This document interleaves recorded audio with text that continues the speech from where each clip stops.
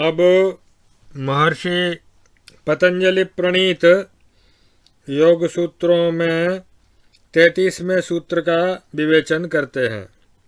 सूत्र है मैत्री करुणा मुदितोपेक्षाणाम सुख दुख पुण्यापुण्य विषयाणाम भावनातश्चित्त प्रसादनम। मैत्री मित्रता, करुणा दया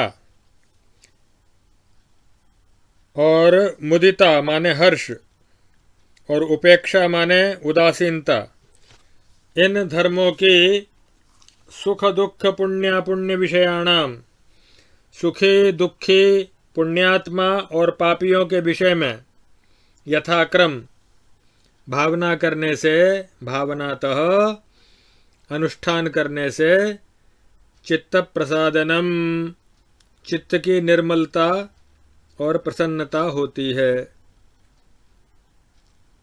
सुखी दुखी पुण्यात्मा और पापियों के विषय में यथाक्रम मित्रता, दया, हर्ष और उपेक्षा की भावना के अनुष्ठान से चित्त प्रसन्न होता है, निर्मल होता है। न्याय शास्त्र में मुख्य रूप से 3 दोष बताए हैं: राग, द्वेष और मोह। राग माने किसी से मोहब्बत होना, प्रेम होना, और द्वेष माने मनमुटाव रखना, ईर्ष्या रखना, दुश्मनी रखना, और मोह माने अज्ञान, मूर्छा, अविवेक। ये चित्त के विक्षेप हैं मुख्य रूप से।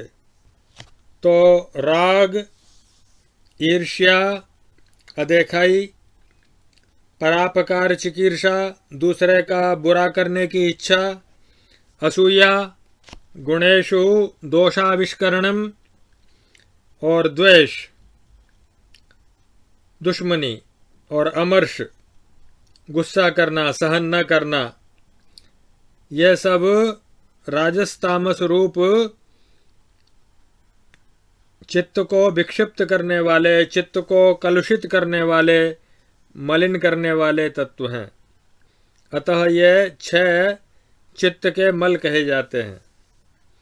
इन 6 प्रकार के मलों के होने से चित्त में 6 प्रकार का कालुष्य मल उत्पन्न होता है, जो क्रम से राग कालुष्य, ईर्ष्या कालुष्य, परापकार चिकीर्षा कालुष्य यानी कि दूसरे को दुख पहुंचाने की इच्छा, और असूया कालुष्य, सहन न करना, और द्वेष कालुष्य और अमर्ष कालुष्य।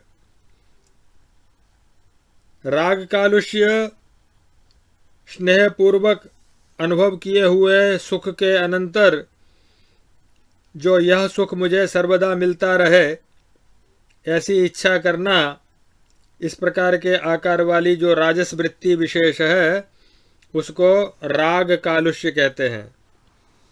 मैं हमेशा सुखी बना रहूं, क्योंकि यह राग सर्व सुख साधन विषयों की प्राप्ति के न होने से चित्त को विक्षिप्त करके कलुषित, मलिन कर देता है। दूसरे नंबर का है ईर्ष्या कालुष्य।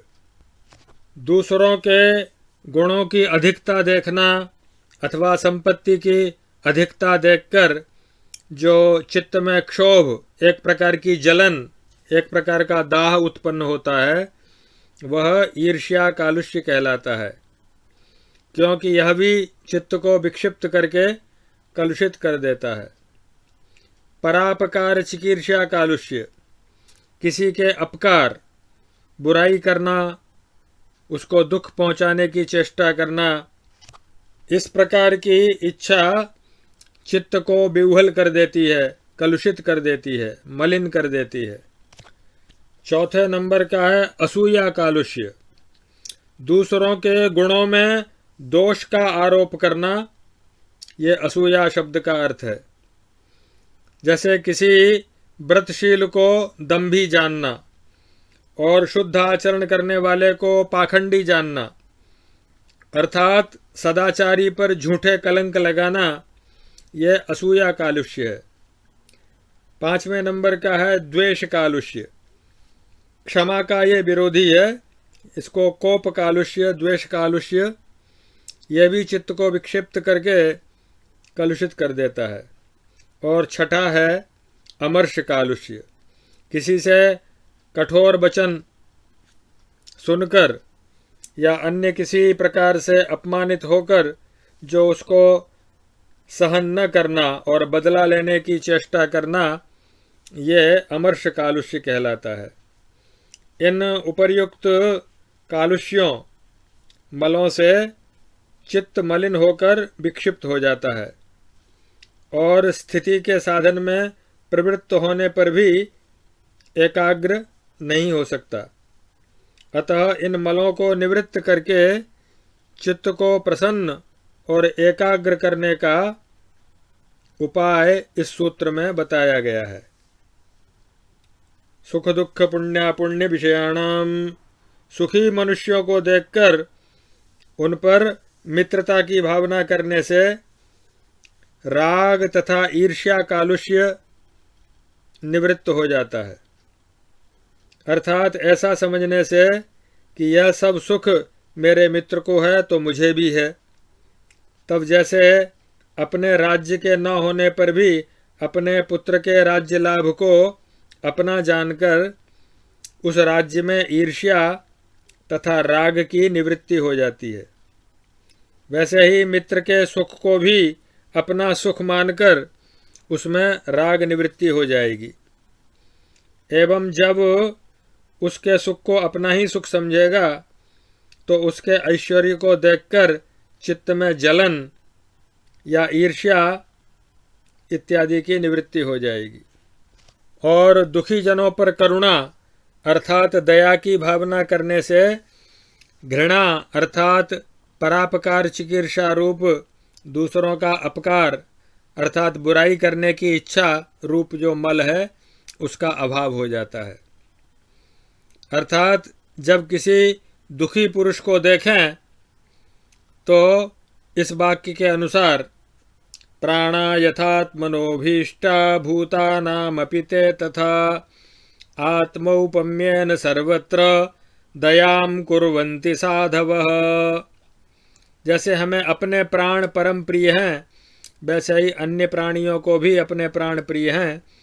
इस विचार से साधुजन अपने प्राणों के समान ही सबके ऊपर दया करते हैं। अपने मन में यह विचार करे कि इस दुखिया को बड़ा कष्ट होता होगा, क्योंकि जब हमारे ऊपर कोई संकट आ जाता है तब हमको कितना दुख भोगना पड़ता है। उसके दुख को दूर करने की चेष्टा करे, ऐसा न समझें कि हमें सुख दुख से कोई प्रयोजन नहीं है। इस प्रकार करुणामयी भावना चित्त में उत्पन्न हो जाएगी। तब अपने समान सबके सुख की चाह से घृणा और परापकार चिकीर्षा बुराई करने की इच्छा की निवृत्ति हो जाएगी। पुण्यात्मा अर्थात धर्म मार्ग में जो पुरुष प्रवृत्त हैं उन पुण्यशील पुरुषों के प्रति हर्ष की भावना करने से असूया मल की निवृत्ति होती है। अर्थात जब पुण्य जनों को देखें तो चित्त में अहो भाग्य, अरे इसके माता पिता के जिन्होंने ऐसा पुण्यात्मा पुत्र उत्पन्न किया, और धन्य है इसको जो तन मन धन से धर्म मार्ग में प्रवृत्त हो रहा है, इस प्रकार आनंद को प्राप्त हो। जब इस प्रकार मुदिता भावना चित्त में उत्पन्न होगी तब असूया रूप चित्त का मल निवृत्त हो जाएगा। चौथा है पापी पुरुषों के साथ कैसी भावना करनी।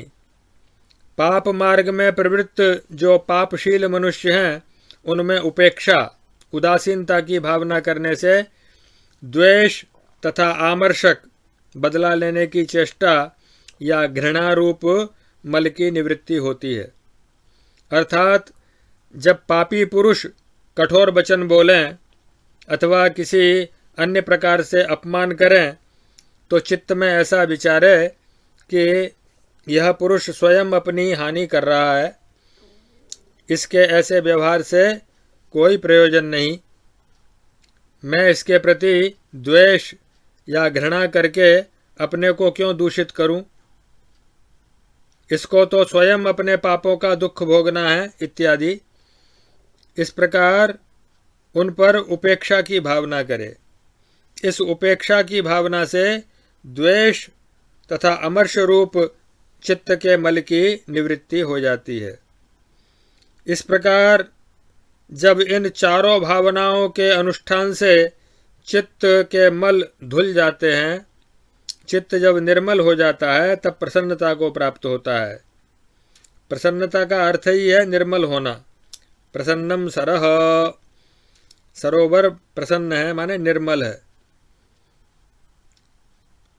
तो इस प्रकार प्रसन्न होता हुआ चित्त एकाग्रता का लाभ करता है। भोज महाराज ने इस सूत्र की व्याख्या इस प्रकार की है। मैत्री माने मित्रता, प्रेम। करुणा माने दया, पराये दुखों को निवृत्त करने की इच्छा। मुदिता माने हर्ष और उपेक्षा माने उदासीनता। इन चारों को क्रम से सुखियों में, दुखियों में, पुण्य वालों में और पापियों में व्यवहार करना चाहिए। जैसे सुखी जनों में ये सुखी हैं ऐसा समझकर उनके साथ प्रेम करें, न कि ईर्ष्या अर्थात उनकी बड़ाई को सहन न करना। और दुखियों को देखकर इनके दुख की निवृत्ति कैसे हो, इस प्रकार दया ही करे, न कि घृणा और तिरस्कार। और पुण्यात्माओं में उनके पुण्य की बड़ाई करके अपनी प्रसन्नता ही प्रकट करे, न कि ये पुण्यात्मा क्यों हैं ऐसा विरोध करना। पापियों में उदासीनता को धारण करे, अर्थात न उनके पाप में सम्मति प्रकट करे और न उनसे द्वेष करे। सूत्र में सुखादि शब्दों से सुख दुख वाले का प्रतिपादन किया है। जब इस प्रकार मैत्री आदि करने से चित्त प्रसन्न होता है, तब सुख से समाधि प्रकट होती है। इस प्रकार राग और द्वेष आदि के विरोधी मैत्री आदि करने से प्रसन्नता को प्राप्त हुआ चित्त संप्रज्ञात समाधि के योग्य हो जाता है।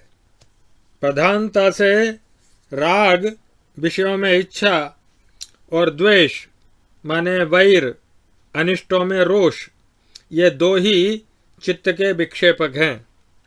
यदि ये दोनों जड़ से उखाड़ दिए जाएं, तो चित्त की प्रसन्नता होने से एकाग्रता होती है।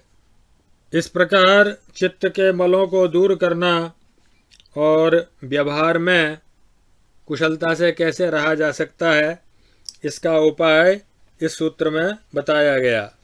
मैत्री, करुणा, मुदिता, उपेक्षा, सुख दुख पुण्य विषयाणाम भावनातः चित्त प्रसादनम। सुखी दुखी और पुण्यात्मा और पापात्माओं के लिए मैत्री, करुणा, मुदिता, उपेक्षा का व्यवहार करने से चित्त प्रसन्न होता है, ये उपाय बताया। परस्य सुख संप्राप्तौ मित्रत्वं भावयेत् सुधीः, करुणां च तथा दुःखे पुण्ये हर्षं च भावयेत्, अपुण्ये च तथोपेक्षा सततं भावयेत् बुधः, प्रसन्नं लभते चित्तं चर्या योगोऽयमुच्यते। इस प्रकार महर्षि पतंजलि ने व्यवहार कैसे करना, चर्या योग बताया। दूसरे के सुख में मित्रता की भावना करना और दुख में करुणा की भावना करना। पुण्यात्मा पुरुषों को देखकर मुदिता, हर्ष की भावना करना और अपुण्य पापात्माओं के संबंध में उपेक्षा रखना, उपेक्षा की भावना करना। इस प्रकार से आचरण करने से चित्त प्रसन्न होता है। और शुक्ल धर्म की, शुद्ध धर्म की उत्पत्ति होती है। चित्त प्रसन्न होता है, निर्मल होता है और एकाग्रता की स्थिति को प्राप्त करता है। भगवान श्री कृष्ण ने भी गीता में कहा है, रागद्वेषवियुक्तैस्तु विषयान् इन्द्रियैश्चरन् आत्मवश्यैर्विधेयात्मा प्रसादम् अधिगच्छति। प्रसादे सर्वदुःखानां हानिरस्योपजायते प्रसन्नचेतसो ह्याशु बुद्धिः पर्यवतिष्ठते। वशीभूत अंतःकरण वाला कर्मयोगी साधक रागद्वेष से रहित अपने वश में की हुई इंद्रियों के द्वारा विषयों का सेवन करता हुआ अंतःकरण की निर्मलता को प्राप्त करता है और निर्मलता को प्राप्त होने पर साधक के संपूर्ण दुखों का नाश हो जाता है और ऐसे शुद्ध चित्त वाले साधक की बुद्धि निस्संदेह बहुत ही जल्दी परमात्मा में स्थिर हो जाती है। आत्मसंयमी विधेयात्मा पुरुष रागद्वेष से रहित अपने वश में की हुई आत्मवश्यैर इंद्रियों के द्वारा विषयों को भोगता हुआ प्रसन्नता को, प्रसादम अधिगच्छति, प्रसन्नता को प्राप्त करता है। प्रसादे सर्व दुखानाम हानि ही, और जब प्रसन्नता हो जाती है, वशीभूत अंतःकरण वाला कर्मयोगी साधक रागद्वेष से रहित अपने वश में की हुई इंद्रियों के द्वारा विषयों का सेवन करता हुआ अंतःकरण की निर्मलता को प्राप्त हो जाता है। निर्मलता प्राप्त होने पर साधक के संपूर्ण दुखों का नाश हो जाता है और ऐसे शुद्ध चित्त वाले साधक की बुद्धि निस्संदेह बहुत ही जल्दी परमात्मा में स्थिति को प्राप्त कर लेती है, परमात्मा में स्थिर हो जाती है। प्रसाद के होने से संपूर्ण दुखों का नाश हो जाता है। प्रसादे सर्व दुखानाम हानि अस्य उपजायते, और प्रसन्न चित्त पुरुष की बुद्धि ही शीघ्र स्थिर हो जाती है। इस प्रकार मैत्री करुणा मुदितोपेक्षाणाम सुख दुख पुण्यापुण्य विषयाणाम भावनातः चित्त प्रसादनम, इस सूत्र की संक्षिप्त व्याख्या पूरी हुई।